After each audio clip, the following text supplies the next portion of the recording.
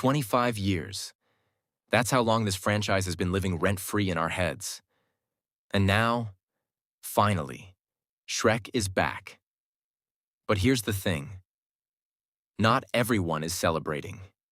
The first trailer for Shrek 5 dropped, and it split the fan base straight down the middle. Some people are hyped beyond belief. Others? They're acting like DreamWorks just committed a war crime. So, today, we're breaking down everything. The animation controversy, the new characters, the plot leaks, what's changed, what's gone, and the real reason this film keeps getting delayed. Stay with me because this one gets deep. Before we dive in, smash that like button and drop your reaction to the trailer in the comments right now. I genuinely want to know where you stand on this. Team Shrek is back, baby, or team they ruined everything? Let me know. Now, let's set the stage. The original Shrek hit cinemas in 2001. That's 25 years ago. Think about that. Some of you watching this right now have literally grown up alongside this franchise. It's been part of your entire life. But the last mainline Shrek film, Shrek Forever After, came out in 2010, 15 years ago. And here's where it gets interesting. An entire generation of kids born after 2010 has never experienced Shrek as a cultural moment. For them, it's not nostalgia. It's just another animated movie. And that is exactly the problem DreamWorks is trying to solve with Shrek 5, and also exactly why some longtime fans are already nervous. Let's talk cast. The good news? All the original voice actors are back. Mike Myers, Eddie Murphy, Cameron Diaz, the whole gang. The big new addition? Zendaya. She's voicing Felicia, Shrek and Fiona's daughter, and she is clearly going to be a major part of this story. Here's the thing, though. The first trailer barely shows her. She pops up in a few frames. You can tell she's important, but DreamWorks is holding back. Why? We'll get to that. And speaking of holding back, where is Puss in Boots? After his second solo film absolutely destroyed at the box office and got universal critical praise, he's one of the most beloved characters in the entire franchise. And he's nowhere in this trailer. Antonio Banderas himself said back in 2025 that he hadn't been invited to work on Shrek 5 at all.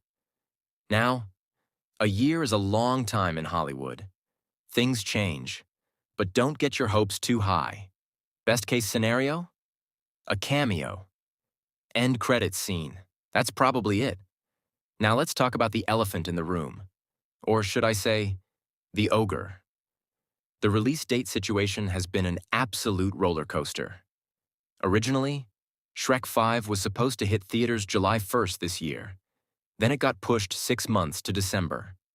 And now? It's been moved all the way to June 30th, 2027, over a year away. The official reason from the studio is competition avoidance. And honestly, that argument holds up.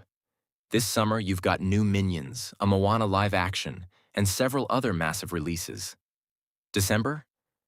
The new Avengers and Dune are going to be fighting to the death at the box office. So strategically, stepping aside makes sense. But, and this is a big but, a lot of fans believe the real reason is different. They think DreamWorks is using the extra time to fix the animation and patch up plot holes. And given what we saw in that first teaser last year, they might have a point. All right, let's get into the actual trailer frame by frame. It opens with the iconic storybook. Classic Shrek energy. But immediately, something is different.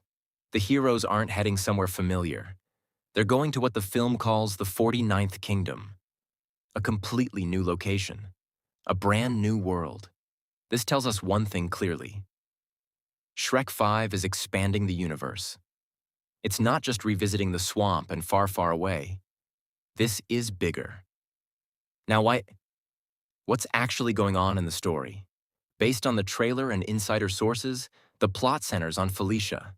She's growing up, she's got her own life, and she's pulling away from the family.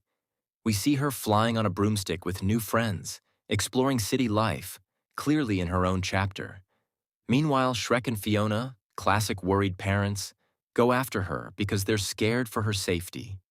And here's where it gets interesting. there was a major plot leak that circulated online describing the original version of Shrek 5's story. In that version, events started right after the first film. Lord Farquaad, who got swallowed by dragon, finds a magical object inside her stomach. He touches it, gets transported to the real world, lives there for years, and eventually becomes the owner of a Shrek theme park. Meanwhile, Felicia accidentally transports herself, Shrek, and Donkey to the real world with a spell gone wrong. They meet Farquaad, discover the magical object, and the whole story becomes about family reconciliation and finding a way home. But looking at this new trailer, that plot is gone. Either fully rewritten, or the leak was never accurate to begin with. Some details survived, Felicia being separated from her family, the focus on her journey. But the core structure seems completely different now. One interesting detail from the trailer: Felicia's eye color has changed. In the first teaser, she had brown eyes. Now they're blue. That sounds like a tiny thing, but it actually caused a huge discussion online because Felicia was the only child with blue eyes, and when she appeared with brown eyes in the teaser, people immediately started speculating about a transgender storyline. DreamWorks heard the noise, made the change, and now it's back to blue. Small thing, but it signals that the studio is listening to its audience. At least in some ways. We also get a glimpse of Shrek and Fiona's adult sons. The internet is already joking they look like regular guys hanging around a shopping mall food court. Honestly, though, they look fine. They'll clearly be supporting characters, not the focus. And there's a brilliant moment in the trailer. An Olaf cameo. Not the actual Disney character.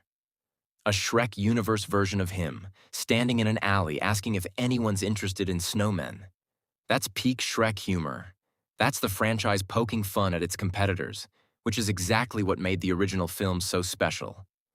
If that energy carries through the whole movie, we're in good shape. Also spotted in the trailer, mysterious purple storm clouds spreading across the New Kingdom. No explanation given yet, but they feel connected to the central conflict. Mark that as something to watch for in future trailers. Okay, now we get to the most controversial part. The animation. And I'm going to be straight with you. It has changed. Significantly. The character models have been redesigned, and the second you see it, you feel it. Part of the audience is saying Shrek now looks like a Disney princess. Too smooth, too polished, too safe. Instead of mocking the House of Mouse like the franchise always did, it looks like it's trying to copy it. People are comparing it to Puss in Boots, The Last Wish, which 4 years ago was universally praised for its bold, stylized animation, its story, and especially its villain. Next to that film, Shrek 5's visuals look like a step backward dressed up as progress. But, and I want to be fair here, not everyone hates it. A lot of viewers are actually responding positively. The new style uses more sophisticated lighting and detailed facial expressions. The movement is smoother. It looks modern. And for people seeing Shrek for the first time through this film, the criticism makes zero sense to them. They just see a well-made animated movie. Here's my take. The original Shrek had a deliberate roughness to it. A certain ugliness even. That was the point. It was an anti-fairy tale. It was supposed to feel different from every other animated film. The new version loses some of that edge. It's cleaner, more beautiful, but maybe less distinctly itself.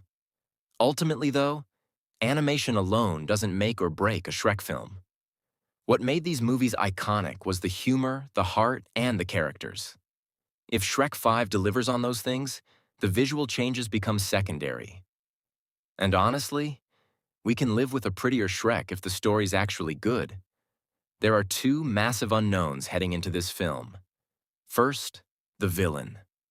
We have no idea who the main antagonist is. No reveal, no hint in the trailer. With a year still to go and more trailers to come, there's still time. But for a franchise where the villain is always crucial to the story's success, This is a gap that needs to be filled. Second, the Donkey spin-off. Eddie Murphy hinted last year that DreamWorks was considering a standalone Donkey film in the same vein as the Puss in Boots series. Nothing has been confirmed since. But if Shrek 5 performs well at the box office, and there's a very good chance it will, that door opens wide. Because here's the bigger picture. If Shrek 5 works, this franchise has a future. Felicia becomes the new lead. The baton gets passed. We get a Shrek 6, potentially a Donkey spin-off, and a whole new era of the franchise with a new generation at the center. So where does this all leave us? Shrek 5 is a film with enormous pressure on it.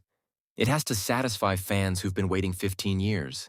It has to introduce the franchise to a completely new audience. It has to justify a complete visual overhaul. And it has to do all of this without its full cast revealed, without a villain, and after multiple delays. Is it going to work?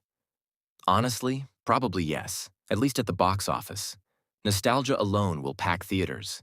New viewers will show up for the energy and the humor. Even if reviews are mixed, this film will make money. The real question is whether DreamWorks used this extra time wisely. Did they build a story strong enough to carry a redesigned franchise into a new era? Or did they spend all their energy on making Shrek look pretty and forget what made him great in the first place? June 2027. That's when we find out. Drop your thoughts in the comments. Are you riding with Shrek 5, or are you already writing it off? I want to hear everything. Like the video if you want more movie breakdowns like this. And I'll see you in the next one.